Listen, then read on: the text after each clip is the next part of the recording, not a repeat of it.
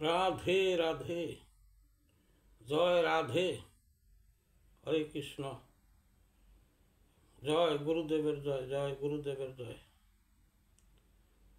আজ আমি যে আলোচনা নিয়ে আসছি আপনাদের সামনে তা হল জ্ঞান তত্ত্ব। মানুষ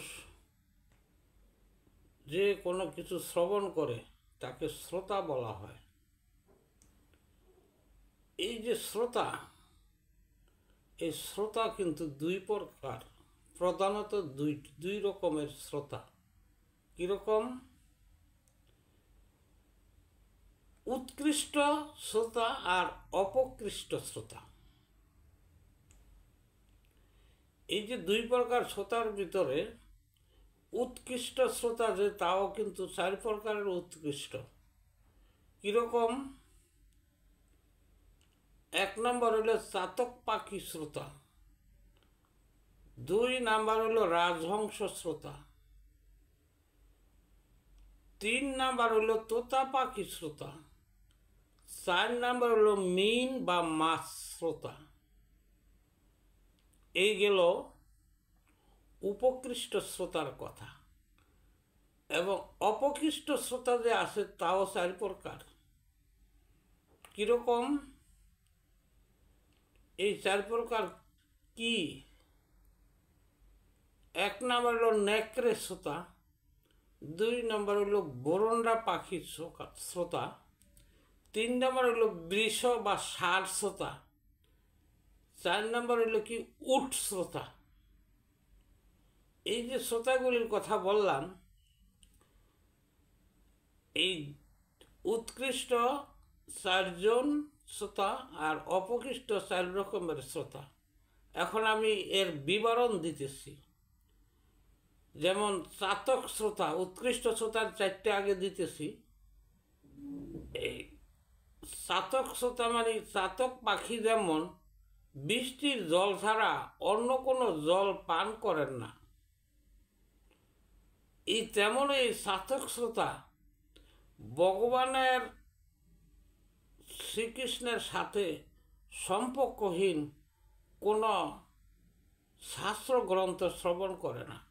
যে শাস্ত্রের ভিতরে ভগবান শ্রীকৃষ্ণের সম্পর্ক নাই, সেই শাস্ত্র এই চাতক শ্রোতা শ্রবণ করে না। কারণ চাতক শ্রোতা বলা হয়েছে, চাতক পাখি যেমন মেঘের জল বিনে কিছু খায় না, তেমনই এই শ্রোতা শ্রীকৃষ্ণের সাথে সম্পর্ক ছাড়া সে অন্য শাস্ত্র শ্রবণ করে না।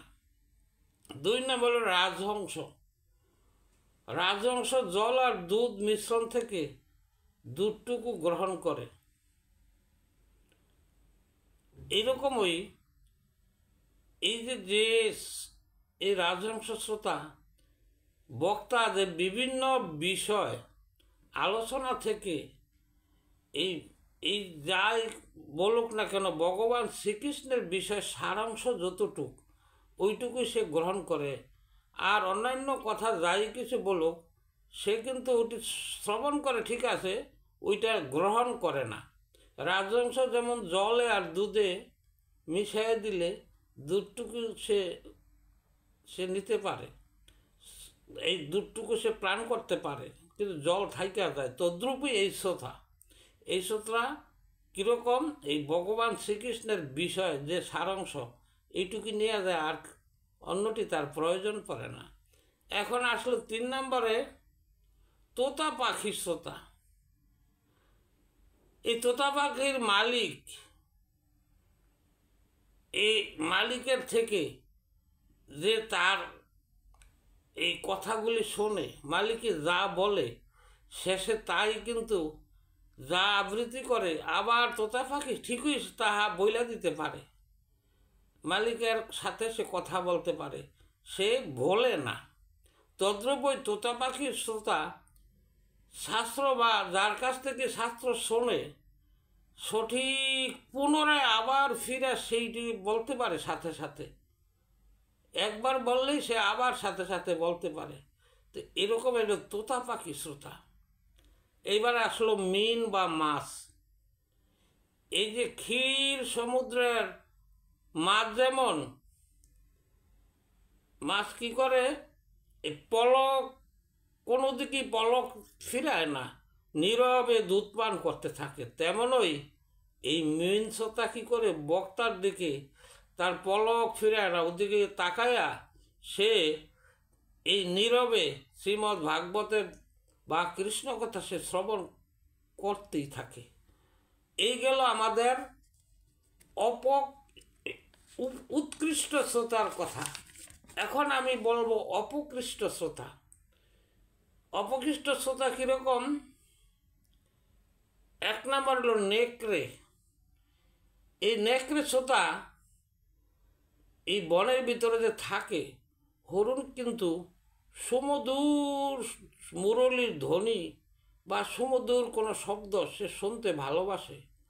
তখন যদি এই নেকড়ে বিভ্রান্ত করে ডাকে, এই হরিণের সুমধুর এই মুরলীর ধ্বনি সে শোনায় বাধা বিঘ্ন হয়।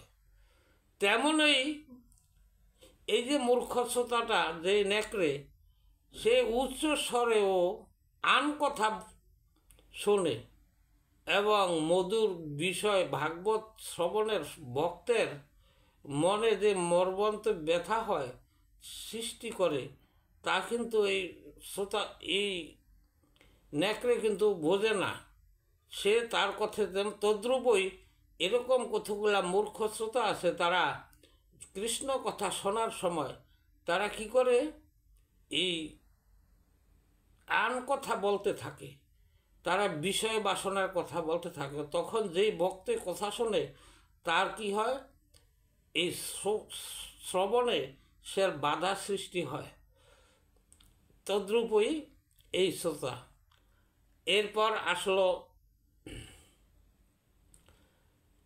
এবার আসলো 2 নাম্বার অপকৃষ্ট শ্রোতার ভিতরে ভুরুণ্ড শ্রোতা। হিমালয়ে ভুরুণ্ড পাখি, সে কেউ যদি নির্দেশ করে, নির্দেশ শোনে, কিন্তু শুনলে কি সে আচরণ করেন না। সে অপরকে নির্দেশ দিয়ে বলে, কিন্তু সে নিজে কিছু করে না।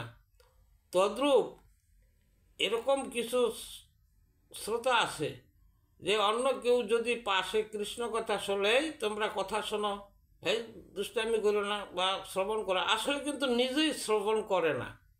সে অপরকে সে নির্দেশ দিতে পারে, কিন্তু নিজে সেই নির্দেশ যে দিছে সেই আচরণটা নিজে করে না।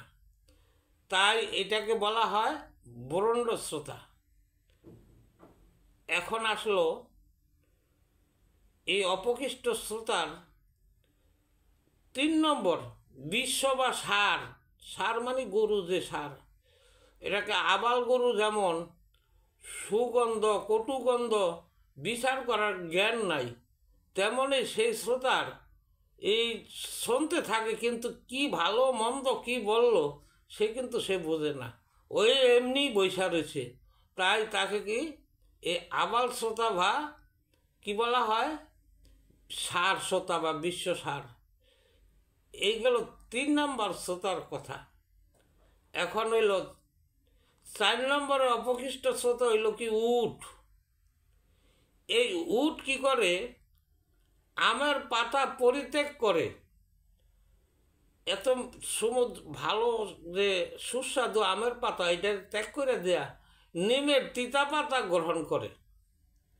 তেমনই এই উট শ্রোতা যারা আছে তারা কি করে, ভগবানের মধুর বাক্য বর্জন করে, এটা শুনতে চায় না। যে কৃষ্ণ কথা এত সুমধুর কথা সেটা তার কাছে ভালো লাগে না। সে কি করে, বিষয় বাসনা যা আছে এগুলা সে শ্রবণ করে। এক জায়গায় কৃষ্ণ কথা হইতেছে, আশেপাশে দেখা যায় কেউ শুনতেছে কৃষ্ণ কথাই আবার আলোচনা করতেছে, এরকমই দেখা যায়। এখন এই শ্রোতায় কি করে, তা কিন্তু করে না। সে কেউ আন কথা যদি বলে সে সেটি শ্রবণ করে। এই যে আমি বললাম এই যে শ্রোতার কথা, কৃষ্ণ কথা যে আমরা শ্রবণ করি, আমাদের মধ্যে কিন্তু এই 8 রকম শ্রোতা আছে। শ্রবণ ঠিকই করে, কিন্তু এই অপকৃষ্ট বা শ্রোতা আর উৎকৃষ্ট শ্রোতা। তো হরে কৃষ্ণ, আপনারা সবাই যেন কৃষ্ণ কৃপা করে আপনারা উৎকৃষ্ট শ্রোতা হতে পারেন। কৃষ্ণ আপনাদেরকে কৃপা করুক, কৃষ্ণ কথা শ্রবণ করে আপনারা মোক্ষ লাভ করুন। আজ আমি আমার আলোচনা এখানেই সমাপ্ত করলাম। হরে কৃষ্ণ হরে কৃষ্ণ, কৃষ্ণ কৃষ্ণ হরে হরে, হরে রাম রাম রাম।